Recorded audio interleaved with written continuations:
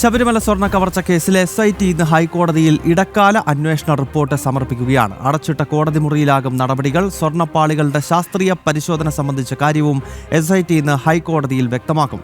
നിഷ ദിലീപ് വിവരങ്ങളുമായി ചേരുകയാണ്. നിഷ, ഈ SIT അന്വേഷണത്തിനെതിരെ വലിയ വിമർശനങ്ങൾ ഒരു ഭാഗത്ത് ഉയരുന്ന വേളയിൽ, കാരണം ഈ കേസിൽ പിടിക്കപ്പെട്ട് ജയിലിലായ പലരും കുറ്റപത്രം സമർപ്പിക്കാത്തതിൻ്റെ ഒറ്റ കാരണം കൊണ്ട് കോടതിയിൽ നിന്നും ഇടക്കാല ജാമ്യം വാങ്ങി പുറത്തേക്കിറങ്ങുന്ന ഒരു സാഹചര്യമാണുള്ളത്.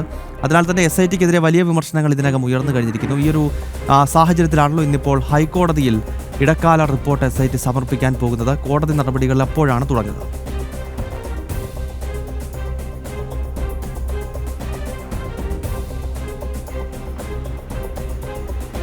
ഗൗതം, തീർച്ചയായും ഈ കേസ്, ശബരിമലയിലെ കേസ് പരിഗണിച്ചിരുന്ന സമയത്തൊക്കെ തന്നെ പ്രത്യേക അന്വേഷണ സംഘത്തിന് ഹൈക്കോടതിയിൽ നിന്നും രൂക്ഷ വിമർശനങ്ങളാണ് ഏറ്റുവാങ്ങേണ്ടി വന്നത്. ഇന്നിപ്പോൾ ഇടക്കാല റിപ്പോർട്ട് പ്രത്യേക അന്വേഷണ സംഘം ഹൈക്കോടതിയിൽ സമർപ്പിക്കുകയാണ്. അടച്ചിട്ട കോടതി മുറിയിലായിരിക്കും നടപടിക്രമങ്ങൾ.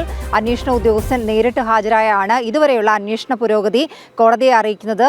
ജസ്റ്റിസ് രാജ വിജയരാഘവൻ, ഒപ്പം തന്നെ KV വിജയകുമാർ എന്നിവരടങ്ങുന്ന ദേവസ്വം ബെഞ്ച്, ഹൈക്കോടതിയുടെ ദേവസ്വം ബെഞ്ചാണ് കേസ് പരിഗണിക്കുന്നത്. രാവിലെ തന്നെ കേസ് പരിഗണിക്കുന്നുണ്ട്. എന്തായാലും അടച്ചിട്ട മുറിയിൽ തന്നെയാണ് പതിവ് പോലെ നടപടിക്രമങ്ങൾ നടക്കുക.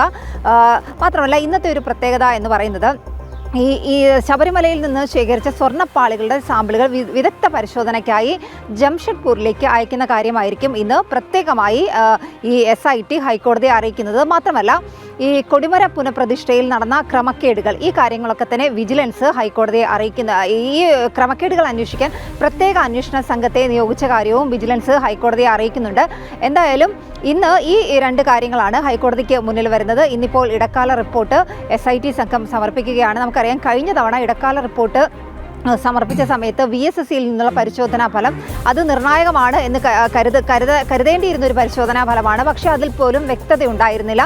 അതുകൊണ്ട് ആ ഒരു വ്യക്തതയില്ലാത്ത സാഹചര്യത്തിൽ കൂടുതൽ സമയം, ഈ കുറ്റപത്രം സമർപ്പിക്കാൻ കൂടുതൽ സമയം പ്രത്യേക അന്വേഷണ സംഘം ചോദിച്ചിരുന്നു. എന്തായാലും ഇന്നിപ്പോൾ ഈ ഇടക്കാല റിപ്പോർട്ട് ഹൈക്കോടതിക്ക് മുന്നിൽ വീണ്ടും എത്തുകയാണ്. നേരത്തെ ഈ ഇടക്കാല റിപ്പോർട്ട് സമർപ്പിച്ച സമയത്തും ഒപ്പം തന്നെ കേസ് പരിഗണിച്ച സമയത്തും ഒക്കെ തന്നെ അതിരൂക്ഷ വിമർശനങ്ങൾ പ്രത്യേക അന്വേഷണ സംഘത്തിന് ഏറ്റുവാങ്ങേണ്ടി വന്നു. ഈ SITയുടെ അന്വേഷണം ശരിയായ ദിശയിലല്ല പോകുന്നത്. കൂടുതൽ പ്രതികളിലേക്ക് അന്വേഷണം എത്തുന്നില്ല. ഈ ഒരു സാഹചര്യത്തിൽ എൻഫോഴ്സ്മെന്റ് ഡയറക്ടറേറ്റും ഈ കേസിന്റെ അന്വേഷണം ഏറ്റെടുത്ത് നടത്തുന്നുണ്ട്. എന്തായാലും എൻഫോഴ്സ്മെന്റ് ഡയറക്ടറേറ്റ് ആദ്യം തന്നെ റെയ്ഡുകളിലേക്കൊക്കെ കടന്നിരുന്നു. ഈ റെയ്ഡുകളിൽ നിർണായകമായ രേഖകളും വിവരങ്ങളും ഒക്കെ തന്നെ EDക്ക് ലഭിച്ചിട്ടുണ്ട്.